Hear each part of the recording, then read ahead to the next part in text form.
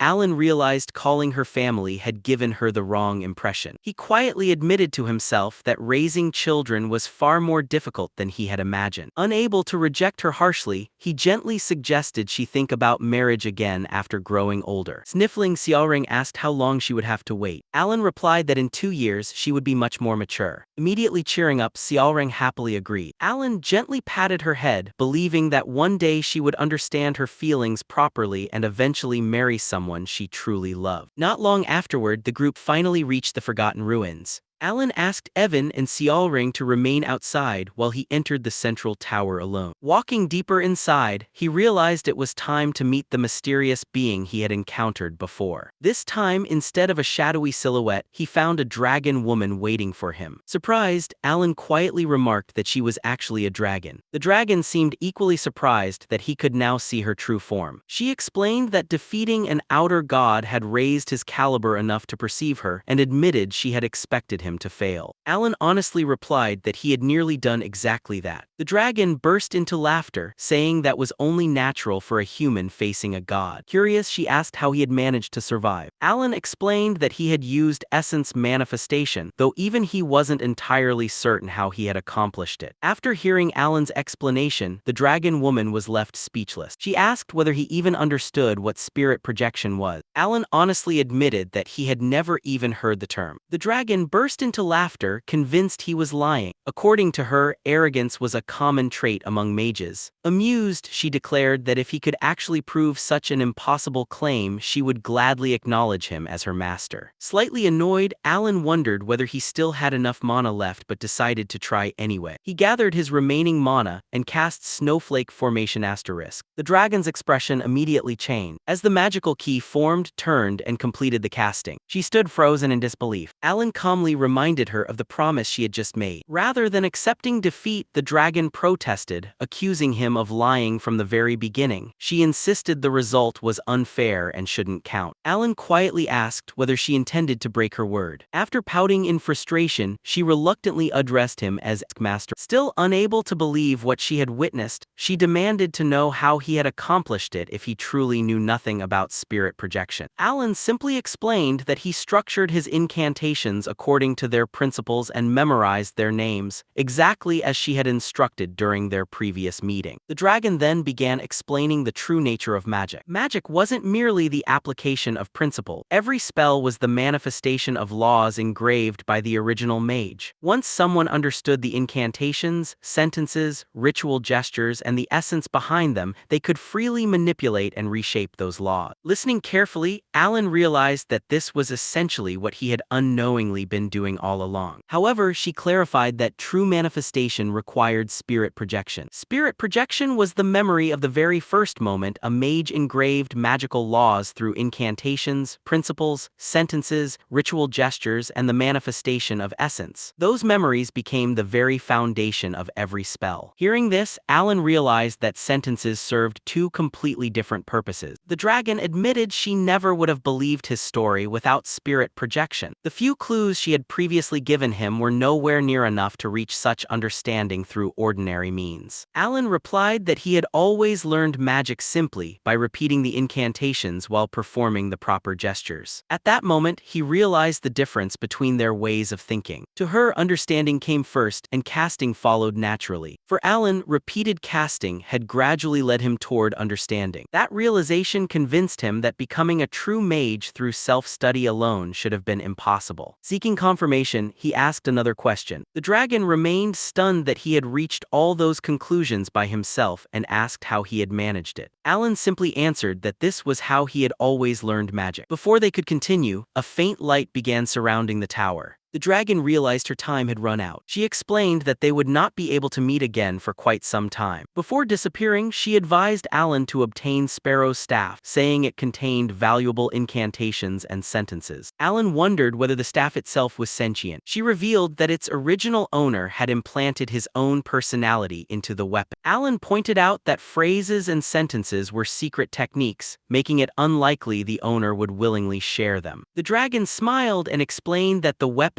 owner had never found a suitable successor, meaning he was probably still searching desperately for one. As she faded away, she left Alan with one final message. If everything he had told her was truly the truth, then one day he would wield the magic of a genuine mage and perhaps even gain the power to repel those mysterious beings. With that, she vanished completely. After leaving the forgotten ruins, Alan returned to the carriage. His thoughts remained occupied by everything he had learned. Meanwhile, Xiaoreng repeatedly asked him to pat her head, leaving him little choice but to indulge her. As they traveled, Alan thought about Sparrow's staff. He remembered it was stored within the royal treasury connected to the Colosseum. To obtain it, he would need to register as a gladiator and earn enough victories to claim an artifact as a reward. Although this had always been a mandatory quest in the game, he had ignored Sparrow's staff every time because it seemed completely useless. Now he understood its true value. Suddenly, the driver informed them they would have to stop because the streets ahead were packed with people. Since they couldn't move forward, Alan stepped outside to stretch his leg. The streets were overflowing with spectators. Many recognized the crest of Rosario on an approaching carriage, while the sight of accompanying paladins only deepened everyone's curiosity. Wondering what had caused such excitement, Alan looked around. Before he could investigate further, Xiaoreng grabbed his hand and pulled him aside. At that exact moment, a familiar voice greeted him, calling him professor and remarking that it had been a long time. Alan turned and saw Yusha. Smiling warmly, she hurried toward him. Her long white hair swayed gently in the wind as she reached out and held his hand with a gentle smile. The sight of her familiar crimson eyes immediately caught Alan's attention. Leaning forward in surprise, he softly spoke her name. Seeing Yusha in person felt completely different from seeing her through a game screen. Just then, a young child excitedly recognized her as the beautiful saint. Yusha chuckled softly before kindly correcting the child, explaining that she had become a cardinal and should now be addressed accordingly. Alan was genuinely surprised. Yusha had truly become a cardinal. The child quickly knelt and shyly offered her a flower while praising her beauty. Embarrassed, the child's father hurriedly apologized before dragging the child away. Yusha then suggested they continue their conversation somewhere more comfortable. She looked toward Xiaoreng and politely asked for her opinion. Although slightly nervous, Xiaoreng agreed. The group headed toward the guild headquarters. Inside the carriage, Xiaoreng unusually sat in silence. Noticing her mood, Evan quietly asked Alan what had happened. Alan explained that cardinals held tremendous influence within Rosario. Confused, Evan wondered why that mattered. Alan told him that cardinals ranked directly beneath the Pope and possessed the authority to issue declarations capable of starting an actual holy war. When Alan revealed that Yusha had reached that position, Evan was left completely stunned.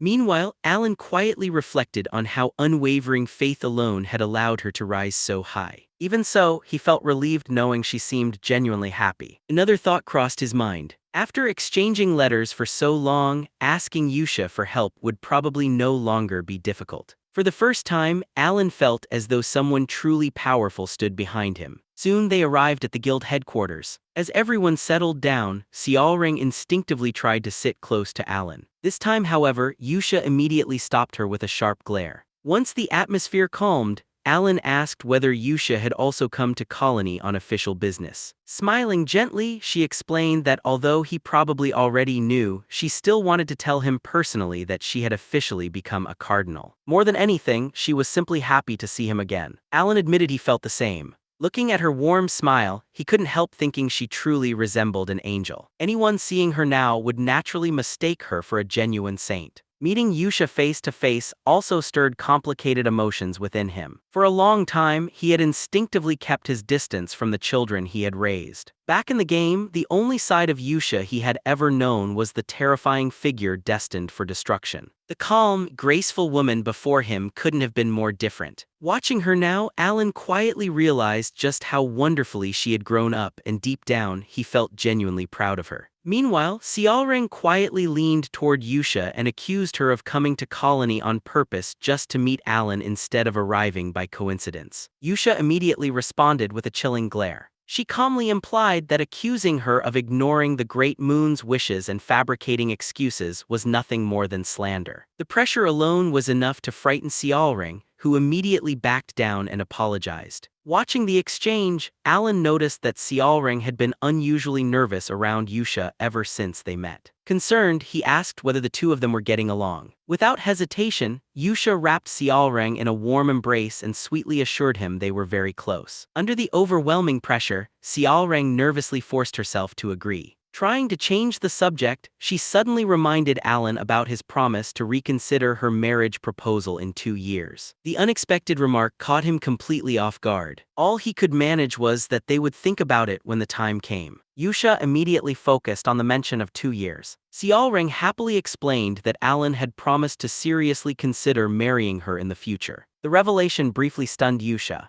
Meanwhile, Alan desperately wished the conversation would end. Maintaining her gentle smile, Yusha remarked that Xiaoreng was still rather immature. She believed Alan had simply reassured her to calm her down rather than making a genuine promise. Watching her explain everything so rationally, Alan couldn't help thinking that Yusha truly behaved like the oldest among them. Yusha further explained that Alan had been pressured into giving that answer. Sometimes, she said, telling a harmless lie was the best way to ease an uncomfortable situation. Besides, Xiaoreng was still far too young to think about marriage. Xiaoreng immediately protested. She insisted that even her vice chief had said their age difference wasn't a problem. Then she boldly declared that Yusha was actually the old one. Yusha calmly corrected her, pointing out that she was only 2 years older. Without missing a beat, Xiaoreng exposed what Renee had previously told her, that Yusha was actually over 1,000 years old. The instant those words were spoken, the floor beneath them suddenly collapsed.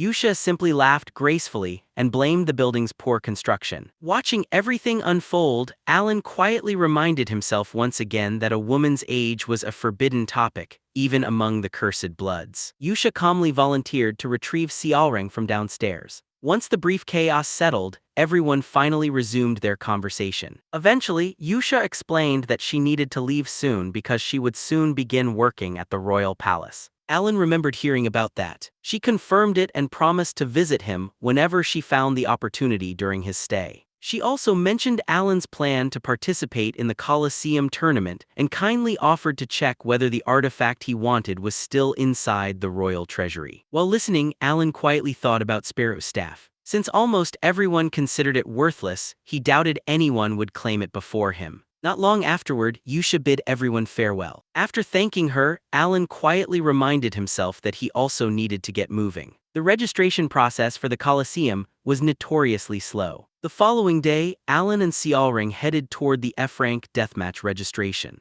As they walked, Xiaoring proudly pointed at Alan's newly issued F-rank gladiator tag. She cheerfully reminded him that she had already said the registration would only take a second, and teased him for worrying unnecessarily or spending an entire night waiting in line. Alan quickly realized that simply arriving with Xiaoring had allowed them to bypass the entire process instantly. Even so, his true objective remained unchanged. Only by climbing the gladiator ranks could he gain access to the royal treasury. Fortunately, he believed he could reach that point if everything went according to plan. 2 days later, the long-awaited F-rank deathmatch began. The announcer enthusiastically welcomed the audience, describing it as the bloodiest event in the arena. Unlike ordinary gladiator matches that required numerous victories to climb the rankings, the winner of this battle would immediately advance straight to D rank. After explaining the rules, the announcer reminded everyone that the strongest participant naturally became everyone's first target. Because of his recent reputation, Alan immediately found himself surrounded by hostile opponents. The battle officially began. Every gladiator rushed him simultaneously. Remaining calm, Alan quickly analyzed the situation.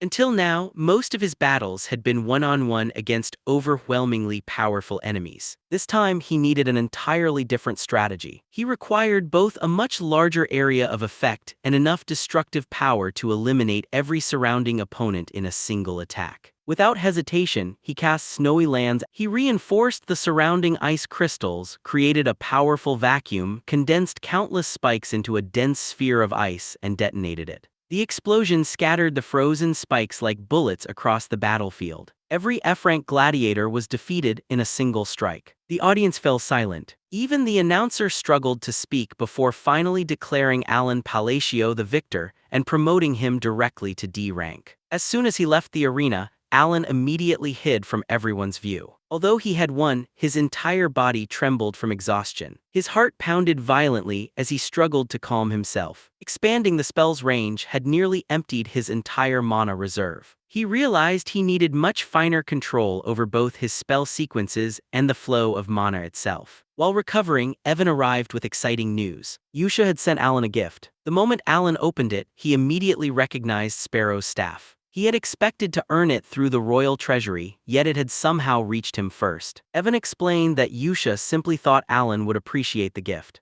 Judging from his reaction, she had clearly been right. Deeply touched, Alan couldn't help feeling emotional. Receiving such a thoughtful present from his oldest daughter genuinely warmed his heart. The next day, after fully restoring his mana, Alan prepared to awaken Sparrow's staff. He simply poured mana into it. Almost immediately, the staff came to life. Demanding to know who had disturbed its sleep, it questioned Alan's identity. Alan calmly introduced himself and explained that a dragon woman had directed him there because the staff once belonged to a great mage. The staff laughed mockingly. Apparently, among countless fools, at least one idiot had finally appeared. Ignoring the insult, Alan directly asked whether it could teach him proper incantations and magical sentences. The staff stared at him in disbelief. It questioned whether Alan seriously believed someone could wield such magic without truly understanding it. The idea amused it so much that it nearly drove itself mad. Ultimately, it bluntly declared that it had neither the desire nor the intention to pass down its legacy before telling Alan to leave it alone. Just then, Evan rushed in with urgent news. An A-rank gladiator named Persian had officially challenged Alan to a duel. The announcement caught Alan completely by surprise. He had only just reached D rank. Why would an A rank gladiator challenge someone so far beneath him? Even Alan found it shameless. Evan pointed out that someone at a rank would never risk their position without a good reason. After thinking carefully, Alan suddenly realized something important. Rather than a problem, this challenge was an incredible opportunity. Under normal arena rules, he could only challenge opponents up to C rank. Winning this duel, however, would allow him to skip several ranks at once. Seeing the unexpected opportunity, Alan turned back towards Sparrow's staff and proposed a wager, determined to prove that the staff had underestimated him. The staff burst into laughter. After centuries of boredom, Alan's proposal finally interested it. The wager sounded entertaining enough to accept. The next day, motivated by both the bet and his desire to grow stronger, Alan returned to the arena. The announcer welcomed the crowd, declaring that strength alone ruled the arena before revealing the day's main event. The audience erupted when they learned that newly promoted D-rank gladiator Alan Palacio had accepted a challenge from the notorious A-rank fighter, Persian. Persian smiled as the cheers echoed through the arena. To him, this duel was both a gamble and an opportunity. Rumors claimed that a new Baba Yaga would soon be chosen from the A-rank gladiators, and defeating the famous Count Palacio would instantly elevate his reputation. Meanwhile, Alan calmly studied his opponent. He immediately recognized Persian's strength but concluded that victory was still possible if he fought carefully. Soon the duel began. Alan released his icy mana, while Persian covered the arena in blazing flames. Believing Alan's greatest weapon was his ice magic, Persian assumed forcing him to switch elements would weaken his overall combat ability. As a proud member of the Firebeast tribe, flames were his specialty. His overwhelming mana shook the arena itself, and he became convinced that fire would naturally overpower ice. After briefly considering letting Alan finish a spell before attacking, Persian abandoned the idea. He wanted a fast and spectacular victory. Without hesitation, he charged. At that very moment, Alan activated an entirely different spell. Lightning alignment and dissociation manifested simultaneously, unleashing violent electrical energy across the battlefield. Seeing lightning instead of ice, Persian smirked. He assumed Alan had been forced to abandon his strongest element. Although that made the fight harder to predict, he rushed forward with twin swords, determined to defeat Alan before another incantation could be completed. Then something impossible happened. Alan's body began merging with lightning itself. His hair turned white as his entire form transformed into pure electrical energy. Persian's attack missed completely. Before he could react, Alan flashed across the arena like a bolt of lightning. Using a precise hand sign, he completed the spell, becoming living lightning for an instant. Persian desperately tried to defend himself but was dragged violently across the arena before being defeated. The announcer officially declared Alan the winner. Standing in the arena afterward, Alan realized how dangerously close he had come to death. The spell was far more terrifying than ordinary magic. It rewrote the laws governing the body itself. The sentence known as lightning alignment temporarily replaced the caster's physical body with pure lightning mana. The following incantations existed solely to fuse that mana perfectly through the spell form of the lightning god, allowing the caster to exploit lightning's properties directly. Only then did Alan understand the true difficulty of the essence manifestation Sparrow had taught him. It wasn't merely a powerful spell, it literally transformed its user into living lightning. The moment he activated it, he had been forced to understand its true meaning completely. Had he failed to comprehend the spell or lacked sufficient mastery over mana alignment, his body would have disintegrated into magical particles before the technique even finished. Later, while leaving the arena, Alan continued reflecting on the spell. He considered himself fortunate to still be alive. Lightning magic remained dangerously unstable. Even the slightest movement while transformed threatened to collapse the entire alignment. During the duel, he had been forced to stop repeatedly to stabilize his own body before the spell failed. Even afterward, severe pain spread throughout him. Not long later, Xiaoring saw the numerous bandages covering Alan's body and burst into tears. Alan gently reassured her that he was already recovering. Meanwhile, Sparrow still struggled to believe what had happened. Even Alan admitted he couldn't tell whether Sparrow had intentionally given him such a dangerous spell. Regardless, the wager was over. Alan had won. The following day, the group traveled toward the royal castle. Along the way, Alan thanked Xiaoring for all her help.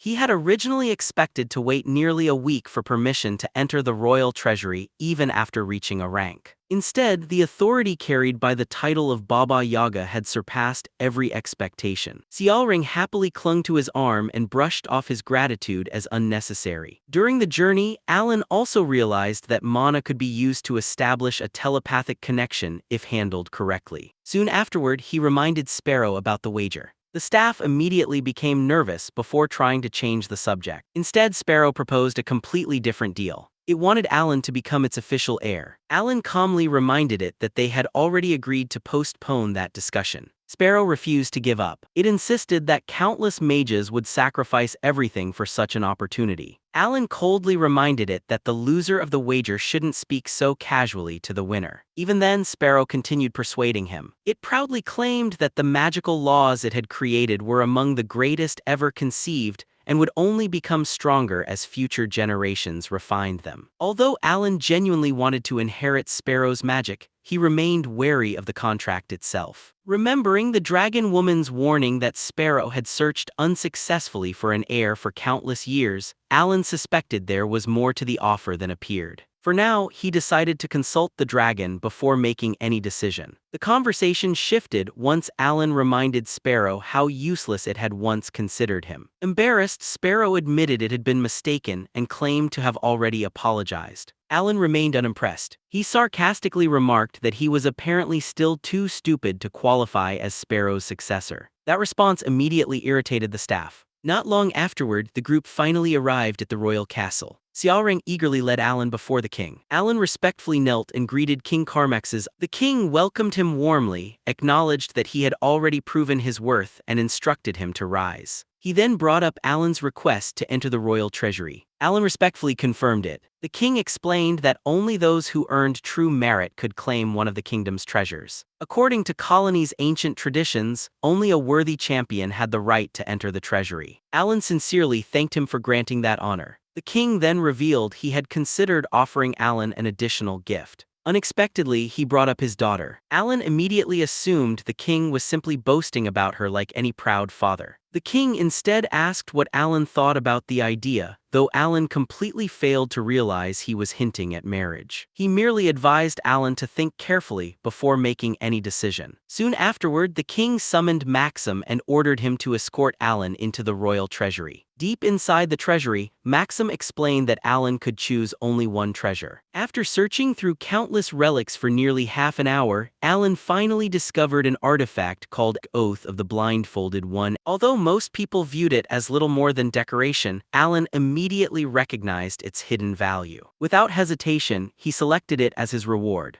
After leaving the treasury, Alan mentally prepared himself for another awkward conversation with the king. He was convinced the discussion would inevitably return to the king's daughter. Instead, he found Xiaoring waiting outside. The king appeared strangely nervous. Alan immediately sensed something unusual. Just as he prepared to thank the king for the treasure, the king hurriedly clarified that his earlier remarks about his daughter had only been a joke before quickly sending them on their way. Without giving Alan time to react, Xiaoring immediately pulled him out of the castle. As they hurried away, Alan pointed out they hadn't even properly said goodbye. He also wondered why Xiaoring hadn't greeted the king and whether that might cause trouble. Xiaoring casually replied that formalities weren't necessary because she was the first Baba Yaga. Still puzzled, Alan asked what she and the king had discussed while he was inside the treasury. She simply smiled and claimed they had only talked about ordinary matters like food supplies and a few precautions. Despite her innocent smile, Alan couldn't shake the feeling that something suspicious had happened. After they departed, the king quietly reflected on everything. He admitted he had never expected to see Xiaoring smiling so warmly. Yet the moment Alan disappeared from sight, her expression had completely changed. Normally, she appeared cold and emotionless, but this time she radiated overwhelming killing intent, enough to make even the king fear for his own life. Although she publicly called Alan her godfather, he had never imagined her loyalty ran that deep. Just then, Maxim entered once more and reported that a cardinal had requested an audience. The king immediately ordered the visitor to be admitted. Moments later, he respectfully welcomed Cardinal Yusha. She thanked him politely for always receiving her so graciously. However, the king immediately noticed something unusual. Unlike her usual gentle demeanor, Yusha wore no smile. Maintaining a cold expression, she explained that she had recently learned of certain matters and wished to ask the king a question, if he would permit it. King Carmaxis III could only sigh in disbelief as he reflected on how badly his plans had failed. Xiaoreng had openly turned hostile toward him, yet he couldn't arrest her for such blatant defiance, because the kingdom still relied on the overwhelming strength of the two remaining Baba Yagas. To solve that problem, he had targeted Alan. Offering his daughter in marriage had been a carefully calculated political move. If Alan refused, he would owe the king a favor. If he accepted, the king could indirectly influence the unpredictable Baba Yaga while also benefiting from Alan's growing prestige. On top of that, Alan was closely connected to Cardinal Yusha Bloodia of the Holy Kingdom, making the proposal advantageous no matter the outcome. Instead, everything backfired. After meeting both women, the king realized the situation had become far worse than expected. Yusha, who normally greeted everyone with a gentle smile, now stood before him with an expressionless face and quietly requested a private audience. Unable to refuse a cardinal, the king recalled that he had originally sought her support himself, even promising one of the kingdom's treasures to secure her cooperation. He had believed their relationship was progressing well, yet now he couldn't understand what had gone wrong. Approaching the throne with chilling politeness, Yusha calmly asked whether His Majesty had truly offered her professor, Count Palacio, such a troublesome gift. The king froze. Her gentle demeanor had completely vanished, replaced by overwhelming pressure as she quietly waited for his answer. Terrified, the king could only wonder what kind of person Count Palacio truly was to have both of these extraordinary women so devoted to him. Meanwhile, Alan dragged Sparrow toward the library. The staff threw an endless tantrum, desperately protesting and begging not to be taken there, but Alan ignored every complaint.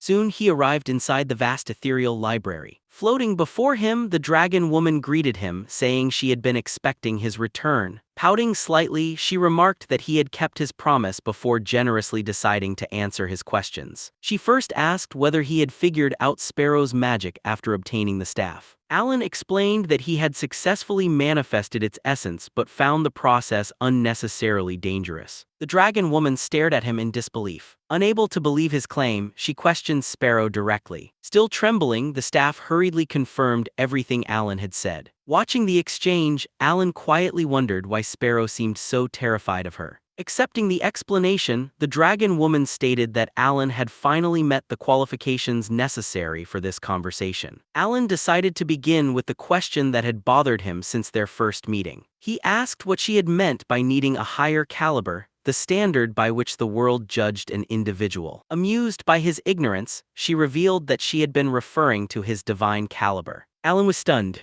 Although the possibility had crossed his mind, he had dismissed it entirely. According to everything he knew, humans couldn't absorb divine caliber simply by defeating gods or outer gods. So why was he different? The dragon woman explained that ordinary humans lacked the vessel needed to contain divine caliber. That vessel wasn't created through strength. It was created through faith. For humans, it manifested as piety. Everything immediately began falling into place. Alan realized that humans could gain divine caliber through the faith others placed in them. She confirmed his conclusion. If he truly possessed no divine caliber, he wouldn't even have been capable of seeing her. She further revealed that she had encouraged him to confront the outer gods specifically, so his tiny amount of caliber would grow enough for this meeting to become possible. Alan sighed. Every answer only created even more questions. He couldn't understand who could possibly have enough faith in him to produce divine caliber when he wasn't even widely famous. Curious, Alan asked whether divine caliber also allowed gods to obtain extraordinary abilities. Secretly, he hoped he might receive some as well. The dragon woman compared his current level to that of a minor local deity worshipped by only a handful of people, making it clear that divine caliber existed in vastly different levels. Alan argued that he had still defeated two outer gods. She corrected him. He hadn't truly absorbed their caliber. He had merely eliminated them temporarily. Simply confronting them had required possessing caliber in the first place. She even wondered whether Alan had unknowingly inherited the will of one of the outer gods he defeated, finding it remarkable that he had accomplished so much without understanding the source of his own power. Still, she considered it enough that he now knew the truth. She encouraged him to continue asking.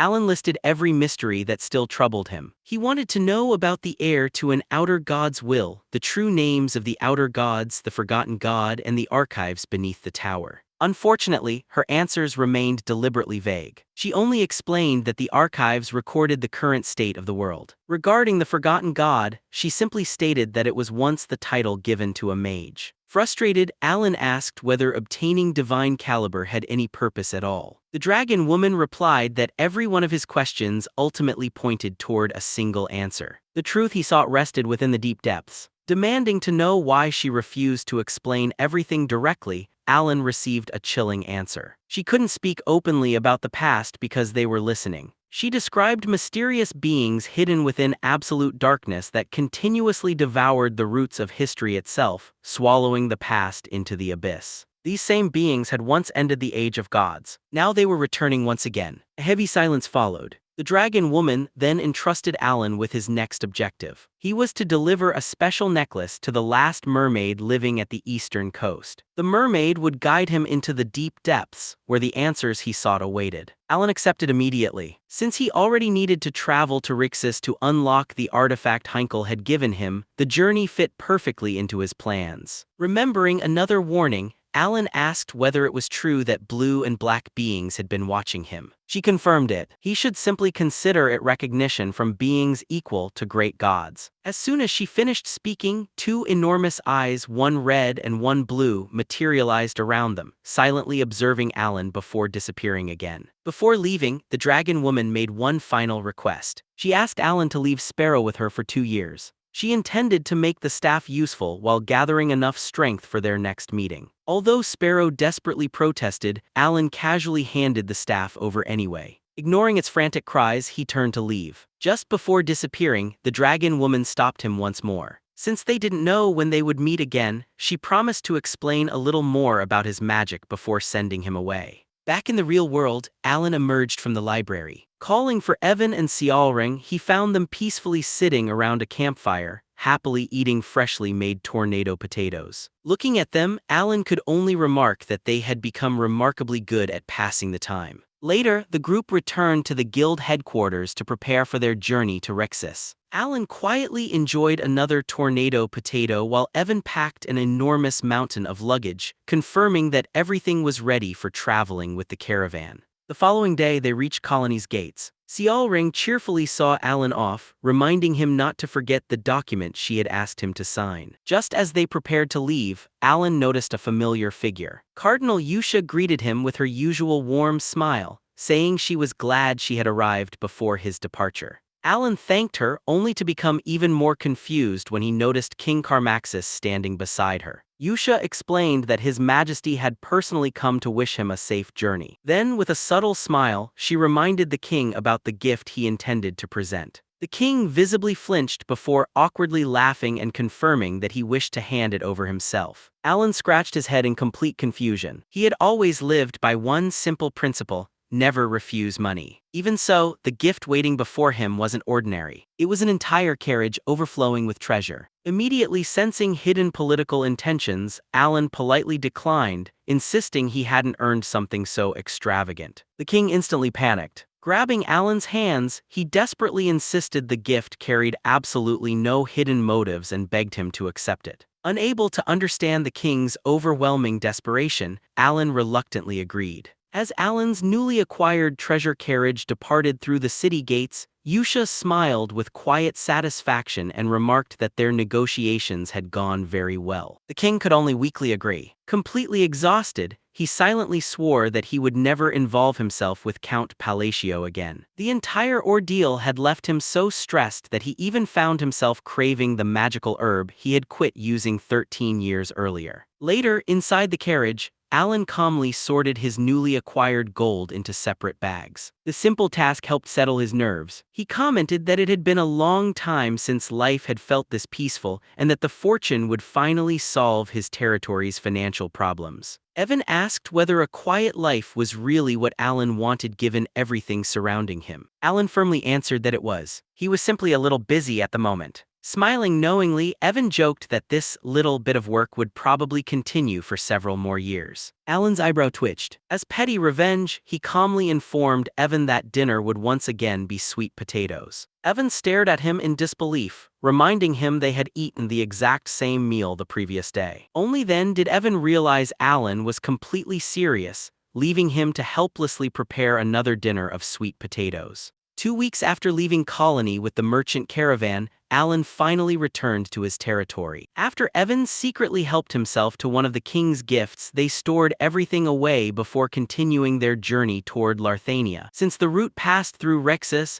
the trip also served as a brief stop before reaching their final destination. As the carriage rolled onward, Evan noticed Alan had been unusually quiet and lost in thought for quite some time. Alan's mind remained occupied by everything the dragon woman had revealed. According to her, only mages possessing spirit projection could use laws and essence manifestation properly, yet Alan had somehow broken that absolute rule. Because of that, she had reached only 2 possible conclusions. Either he was an unimaginably powerful otherworldly being, or he had lost his memories. She had urged him to think carefully about both possibilities. The explanation left Alan deeply unsettled. Neither answer seemed believable. If he were truly an omnipotent being from another world, he wouldn't have struggled through countless life-or-death battles. As for the era of the Forgotten Gods, he had always considered it little more than background lore from the game. The only reason he knew the incantations and ritual gestures was because they increased attack power. To him, that had simply been the minimum knowledge necessary. The idea of forgotten memories also made little sense. One had to live a life before losing its memories. The more he thought about everything, the more unanswered questions accumulated. Seeing Alan so troubled,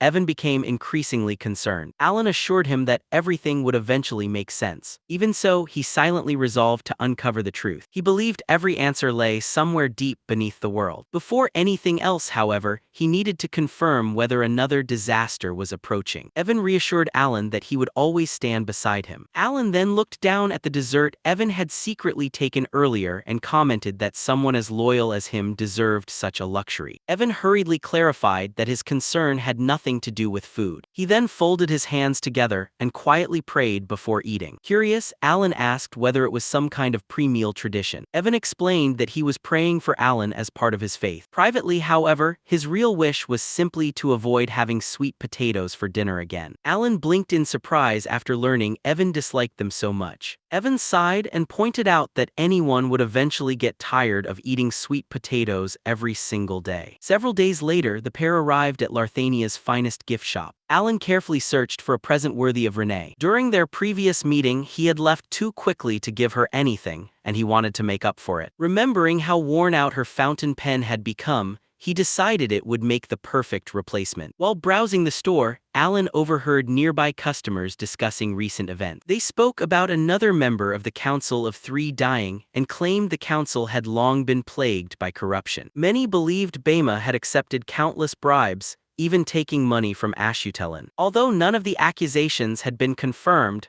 the rumors seemed believable given his reputation. The conversation soon shifted to Riot's death, leaving Renee as the sole remaining member of the council. Some people speculated that the recent turmoil had begun because of internal conflict within the Council of Three. Others even suggested Renee herself had eliminated the other two. That theory was quickly dismissed as nothing more than gossip. Instead, another rumor claimed the 2 deceased officials had slandered Renee's patron. Hearing everything, Alan was left completely stunned. Meanwhile, in Caliburn, the kingdom's second prince, Tyrion, furiously read an intelligence report. Every page only made him angrier. Instead of exposing Count Palacio, the investigation was filled with endless praise for Deus. The report described Deus, the second sword of Caliburn, as a warrior whose fame continued growing. It even included an unconfirmed rumor claiming he had defeated Reinhardt, the first sword. Another strange report stated that Deus had become obsessed with magic. Every night he was supposedly seen practicing mysterious hand gestures as though casting spells. Even during meetings of the 5 swords, Deus constantly praised Count Palacio whenever magic was mentioned. He spoke endlessly about Alan's beautiful and overwhelming spells, recalling how a single casting had transformed a dead gray wasteland into a snowy paradise. According to the report, Deus's admiration had gone far beyond ordinary respect. He praised Count Palacio constantly, while everyone around him admitted that Deus's devotion was impossible to ignore. Tyrion finally lost his patience and threw the reports aside. He had ordered an investigation into Count Palacio, yet all he received was page after page glorifying both Alan and Deus. His resentment toward Deus only deepened. Not long ago, Tyrion had casually flirted with Deus's younger sister, believing it to be harmless. Deus completely misunderstood the situation and publicly challenged him. The resulting duel, approved by the king himself, ended with Tyrion's humiliating defeat. Since then, public support had shifted almost entirely toward his older brother. Tyrion remained in the struggle for the throne only because Ashutelin's underworld had secretly offered him assistance. Believing the arrangement benefited him, he had accepted without hesitation. Now he finally had an opportunity to strike at Count Palacio, the very man Deus admired so much. The underworld had already supplied information that could serve as a convenient excuse for targeting a foreign noble. Without royal permission, Tyrion believed even Deus would never dare retaliate. Suddenly, the doors to his office exploded open. Tyrion froze as Deus calmly walked inside. Introducing himself as the second sword of Caliburn, Deus addressed the heir of the five swords with perfect composure. Completely stunned, Tyrion demanded an explanation. Deus replied that he had come because defamatory rumors about Count Palacio had been spreading for 2 days. According to everything he had learned, Tyrion was responsible. Tyrion argued that perhaps the rumors were simply true. Deus rejected the possibility outright and calmly demanded that they be withdrawn. Instead, Tyrion mocked him by bringing up his previous act of insubordination. Deus merely stared blankly, showing no understanding of what Tyrion meant. Then, in an almost casual tone, he remarked that one could never be too careful about an annex suddenly collapsing in an unfortunate accident. Tyrion instantly recognized the statement as a threat. Deus calmly insisted he was merely concerned about the building's structural integrity. Although his expression never changed,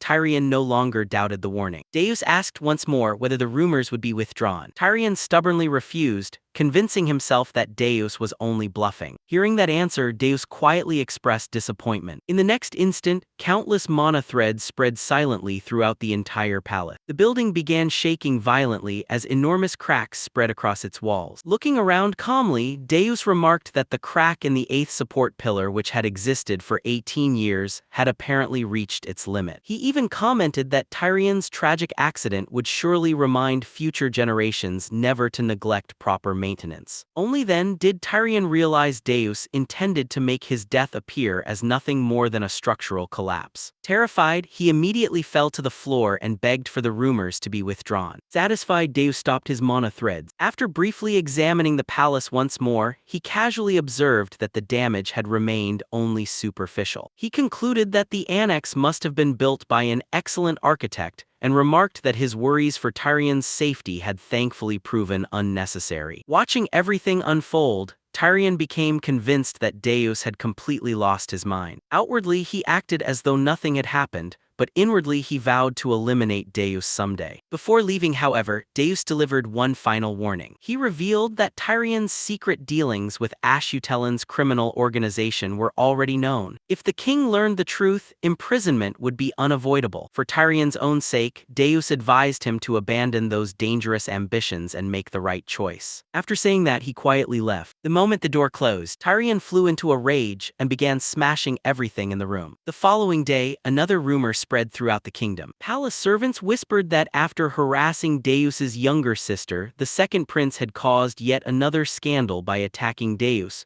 who had only come to check on him out of concern. As the prince's reputation continued to crumble, the scene shifted to Murd. Renee presented Alan with the artifact he had requested and insisted there was no need for payment. Alan explained that it was meant to be a gift for someone else, so he insisted on paying and asked her to wrap it with a blue ribbon. Respecting his decision, Renee accepted the payment and carefully tied the ribbon around it. After thanking her, Alan noticed the fountain pen he had given her earlier and was pleased to see she genuinely treasured it. He quietly regretted not giving her a gift sooner. He still found it hard to believe someone as kind and gentle as Renee could have killed every member of the Council of Three. Then he remembered how casually she had killed the fat noble who insulted him, making him question that assumption. When Alan prepared to leave, Renee sadly remarked that he was departing so soon. After hearing why he was in such a hurry, she understood and gently encouraged him to rely on her whenever he needed help. Alan sincerely thanked her. As they spoke, he noticed she had become much more expressive than before and wondered if he was simply imagining it. After the carriage departed, Renee quietly watched it disappear into the distance. With a shy smile, she softly remarked that there was very little left to do, strongly implying she had truly eliminated every remaining council member. 5 days after leaving Lania, Alan and Evan continued their journey peacefully. Suddenly, a young boy stepped directly into the road, forcing the carriage to stop. Alarmed, Evan quickly jumped down and warned the child that standing in front of a moving carriage could have gotten him killed. Instead of apologizing, the boy confidently demanded their food supplies. Confused, Alan stepped out to ask what was going on. The boy proudly introduced himself as Felon, a rank 3 genius from the Blue Magic Tower, claiming that helping him would earn them the favor of an extraordinary mage. Hearing his introduction, Alan realized that if someone his age had already reached the 3rd circle, he truly was a remarkable talent. Felon admitted he still hadn't reached his sister's level but confidently declared himself a genius nonetheless. At that moment, Phinia rushed over, furiously calling for her younger brother. She froze the instant she recognized Alan. Meanwhile, Felon proudly explained that he had planned to secure food for both of them and confidently told his sister to watch. Realizing he had tried demanding food from Alan, Phinia was horrified. She immediately knocked her brother to the ground before repeatedly apologizing to Alan and Evan, explaining that Felon had spent his entire life inside the Blue Magic Tower and knew almost nothing about the outside world. Alan simply smiled and remarked that it was nice seeing them again after so long. Phinia warmly agreed and said it was an honor to meet him again. Watching the exchange, Felon was completely dumbfounded. He couldn't believe his admired older sister, who had blasted an arrogant noble only yesterday, was now speaking so politely. It felt as though his fearless idol had surrendered to society itself. Seeing his exaggerated reaction, Evan quietly commented that children these days were truly strange. Still refusing to stop, Felon loudly questioned whether his sister even knew how to speak respectfully. Those words immediately darkened Phinia's expression. She ordered him to stay quiet before repeatedly punching him until he could no longer stand. After calming down, she once again apologized and asked Alan to ignore her brother's behavior. Leaning closer, Evan quietly remarked that there seemed to be an unusually high number of eccentric mages. Alan remembered that in the game, Phinia had always possessed a somewhat twisted personality. Considering the harsh world they lived in, however, he couldn't entirely blame her. He also recalled an NPC once warning him to stay away from the Blue Magic Tower because its master was completely insane. Thinking back on it now, Alan wondered if that warning had been accurate after all. Noticing Phinia seemed troubled, Alan offered to let the siblings travel with them if they were also heading to Rixit. Phinia admitted they were, though she hesitated. Alan reassured her that it was only an offer and she was free to refuse if she felt uncomfortable. Growing flustered, she quickly accepted. Soon afterward, the siblings joined Alan and Evan inside the carriage. While enjoying the bread Alan offered, the conversation turned to why they had been asking strangers for food. Phinia explained that she was carrying out a mission for the Tower Master, but complications arose after a disagreement with the merchant caravan they had been traveling with. Before she could finish, Felon casually revealed that they had simply escaped. He proudly insisted they had done it for a good cause because they only wanted to punish a scammer. Embarrassed, Phinia quickly cut him off before he revealed any more. Changing the subject, she mentioned that she had information that might help Alan during his trip to Rixit. She explained that ships had recently begun disappearing around the Relic Coast. According to treasure hunters, entire vessels were mysteriously being dragged beneath the sea. Many suspected the long-extinct fishermen were somehow responsible,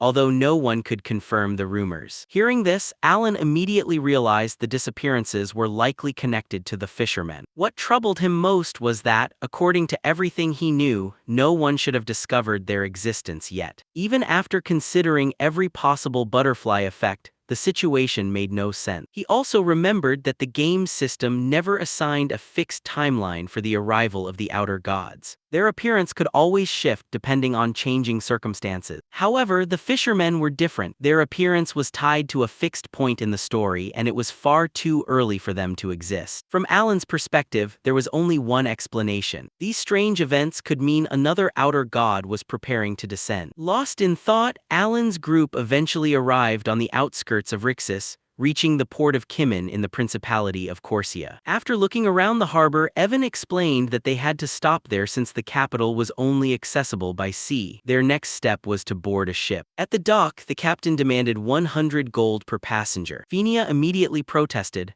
calling the fare outrageously expensive. The captain remained indifferent, stating that it was his ship and his price.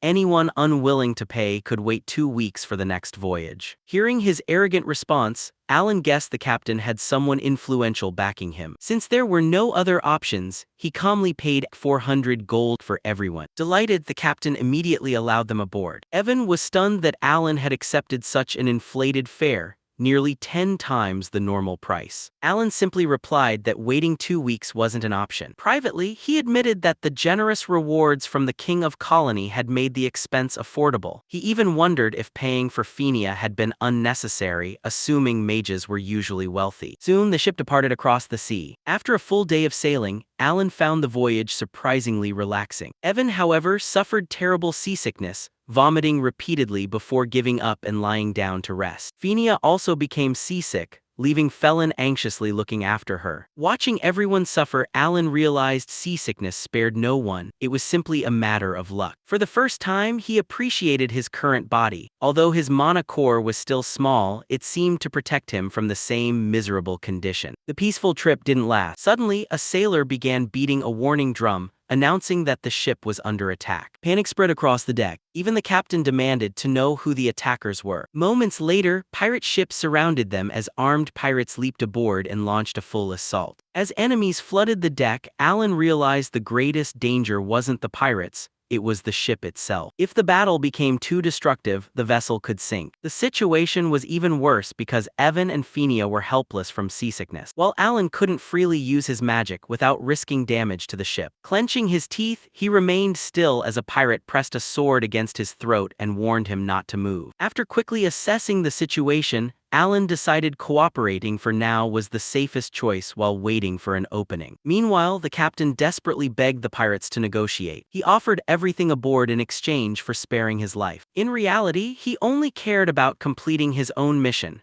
cursing his bad luck because he still needed to deliver the secret cargo hidden below deck to the sea wolves. To sweeten the deal, he revealed that the passengers included mages and even a noble who could be sold for a fortune. In exchange, he begged them to spare both him and his ship. Watching the captain betray everyone without hesitation, Evan burned with anger. Alan, however, wasn't surprised at all. It was exactly the selfish behavior he had expected. While observing the pirates, Alan noticed Phinia had secretly broken her magical restraints. Seeing that, he quietly prepared to free himself as well. The captain continued insisting they would never receive a better offer. Before he could finish, a new voice cut him off, remarking that he was being too noisy. The captain froze the instant he saw the newcomer. It was the Sea King himself, the legendary pirate king who had united 6 of the 7 archipelagos. A ruthless figure who had slain countless pirate captains, sunk over 50 ships, defeated the infamous Black Fangs, and earned a reputation for killing purely for amusement. The Sea King glanced toward the prisoners, doubting there was truly a noble among them. Desperate, the captain immediately pointed at Alan. To everyone's shock, the Sea King greeted Alan as his boss. Recognizing him, Alan quietly called him by name. Confused, Redan asked what Alan was doing there. Alan explained he was simply traveling to Rixus. Redan's subordinates stood speechless as their terrifying leader treated someone so respectfully. Phinia and Felon were equally stunned. Felon couldn't believe Alan knew the infamous walking calamity of Rixus. Smiling warmly, Redan remarked that Alan should have informed him beforehand. Alan replied that he had planned to contact him after finishing his business,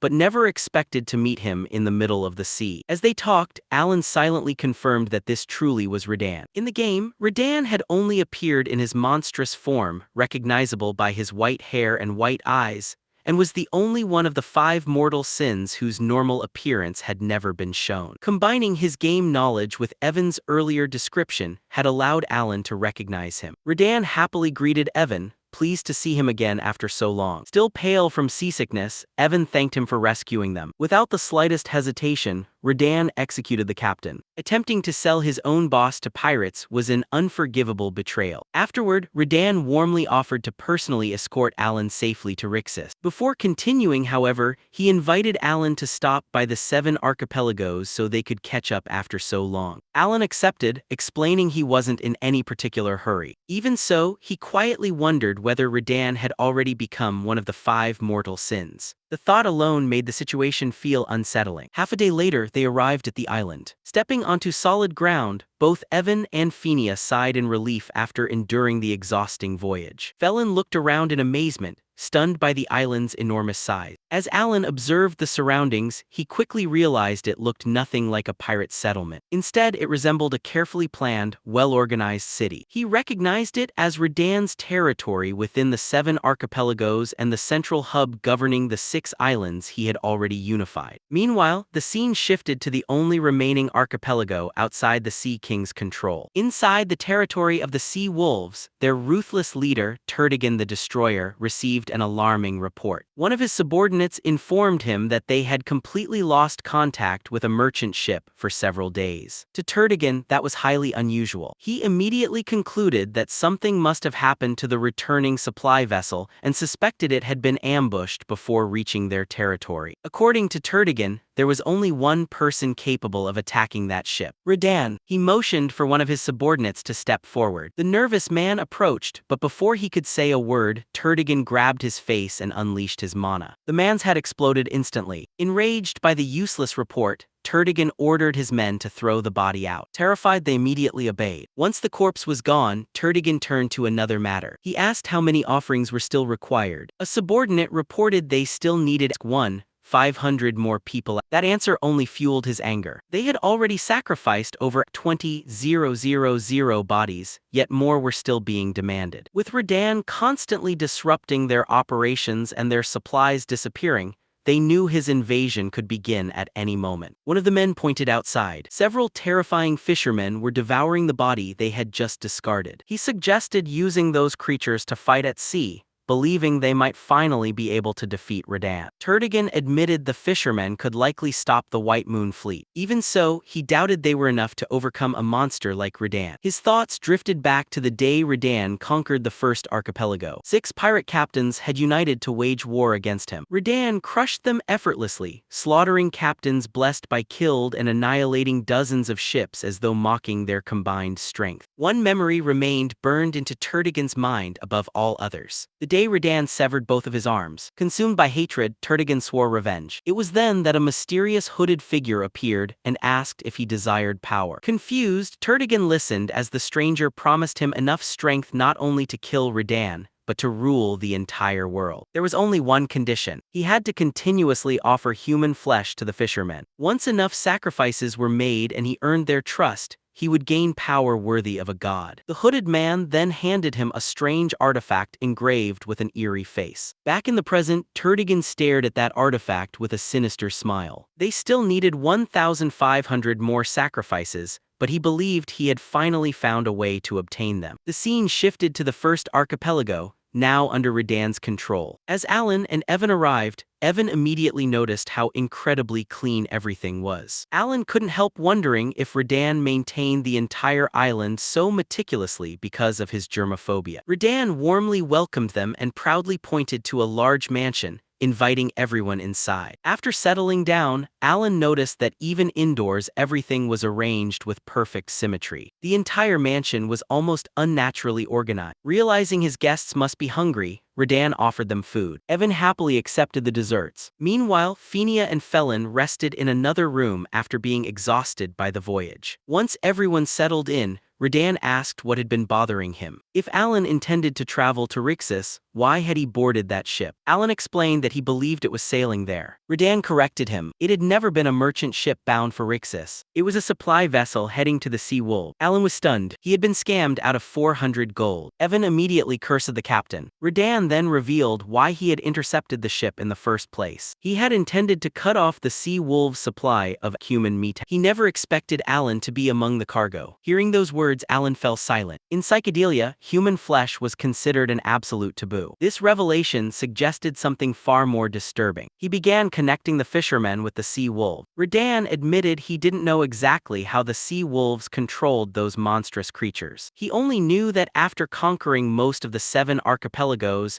they had begun using the fishermen as weapons. Those clues immediately led Alan to one terrifying conclusion. The fishermen were consuming human flesh because the Sea Wolves were trying to summon an outer god. He then asked Radan whether he planned to eliminate the Sea Wolves. Radan nodded. Their supply route had already been severed, leaving the Sea Wolves as the last obstacle. Now it was finally time to settle old scores. He even remarked that Alan had given him the opportunity for revenge. Alan was confused, wondering when he had ever done that. Putting the mystery aside, Alan asked another favor. He wanted to question the Sea Wolves himself and asked if he could accompany Radan. His true motive, however, was stopping the sacrifices. Countless souls were already being offered to the fishermen. If an outer god descended through those sacrifices, the entire region could be destroyed. Since he also needed to travel into the deep sea, this mission perfectly aligned with his own objective. Thinking about Radan, Alan reflected that although he had become a pirate, he was still someone's son. Radan happily agreed to let him come. He had only one condition. As long as Radan was the one who claimed the Sea Wolves' heads,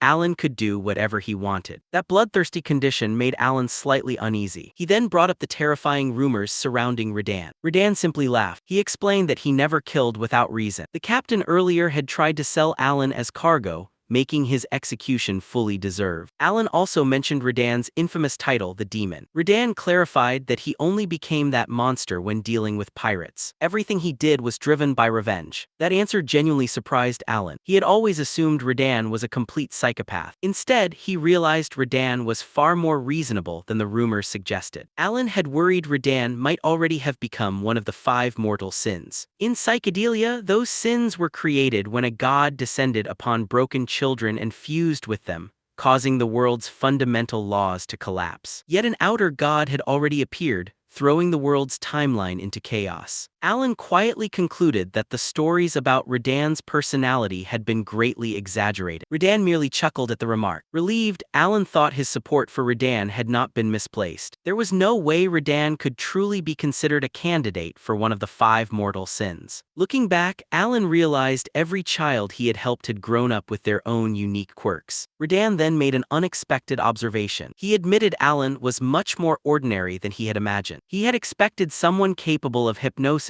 or some other extraordinary ability. Confused, Alan asked why he thought that. Radan explained that every child who met Alan ended up changing completely afterward. Alan understood what he meant, yet he still had no idea why everyone around him seemed to transform after meeting him. Rather than dwell on the mystery, he turned his attention back to the mission ahead. Before confronting the Sea Wolves, Alan asked Radan to guide him to Rixus. He explained that there was someone he needed to meet there, and admitted he was hopeless at navigating the region. Curious, Radan asked who it was. Alan revealed he was looking for Alexian, the famous appraiser, and asked if Radan knew him. Radan thought for a moment, but admitted the name meant nothing to him. Noticing Evan growing sleepy, Radan escorted him to his room. After everyone settled in, Alan finally lay down on a proper bed and sighed in relief. As he rested, his thoughts turned to Alexian. Without the rare artifacts he carried, such as Heinkel's ring and the relics obtained in Colony, he would never have needed to meet him. Those unique items required the skills of a specialized appraiser, and Alexian was one of the very few capable of evaluating them. Unfortunately, Alan also remembered Alexian's infamous personality. He was a complete bastard who charged according to his mood, and his words alone were enough to make people want to kill him. Finding him was difficult because he worked as an appraiser for various underworld organizations hidden throughout the slums. Even so, players constantly searched for him because he appeared far more frequently than the rare merchants found inside special dungeons. Alan knew Alexian would almost certainly test his patience, but he had no choice except to endure it. The next day, Radan returned, dragging Alexian with him. Alan stared in disbelief. Radan had located him so quickly that it felt like same-day delivery. Once everyone sat down, Alan immediately explained that he wanted several artifacts appraised. Alexian carefully picked up one relic sword with trembling hands. A moment later, he accidentally dropped it. His face turned pale as he frantically apologized, insisting it had been a mistake and begging Alan to spare his life. Radan shot him a terrifying glare. He asked why Alexian was overreacting, reminding him that he had treated him respectfully and hadn't kidnapped him. The intimidating presence only made Alexian tremble even harder. Alan couldn't help questioning Radan's definition of respect. Alexian was someone who normally hid behind powerful underworld organizations,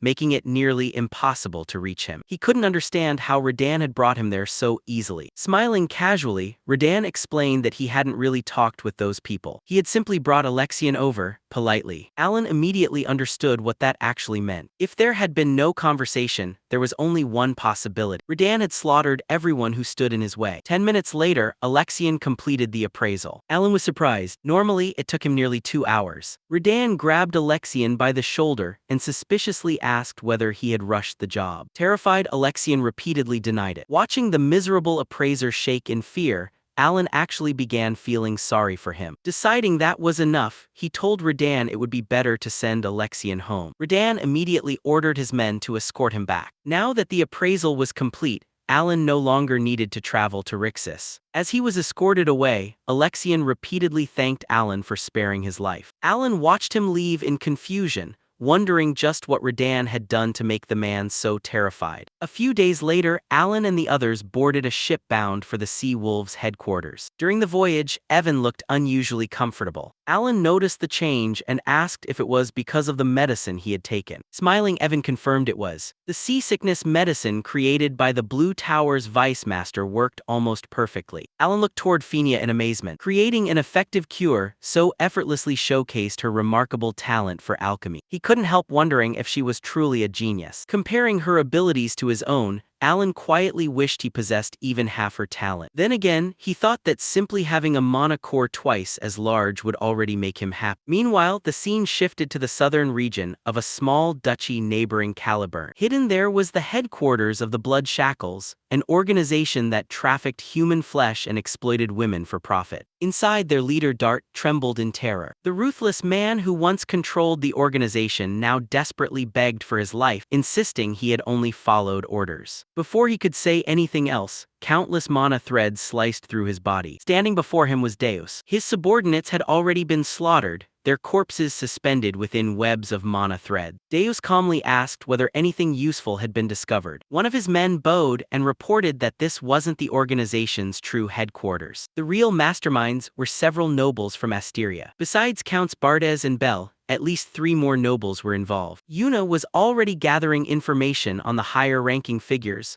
although the complicated command structure was slowing the investigation. Thanks to her intelligence network, however, they continued uncovering information quickly. The man then removed his disguise, revealing himself as Haydn, a member of the Blue Moon and the one who had killed Alan's cruel elder brother. Haydn declared that every member of the Blue Moon shared the same unwavering belief. Their loyalty to the Great Moon was absolute. Hearing those words, Deus silently agreed. They were not merciful enough to let anyone who threatened the Great Moon continue living. The two leaped from the mansion together. As they departed, Deus manipulated countless mana threads, slicing the entire estate apart until it collapsed into ruins. Watching the headquarters crumble, he calmly declared that everything they did was for the Great Moon.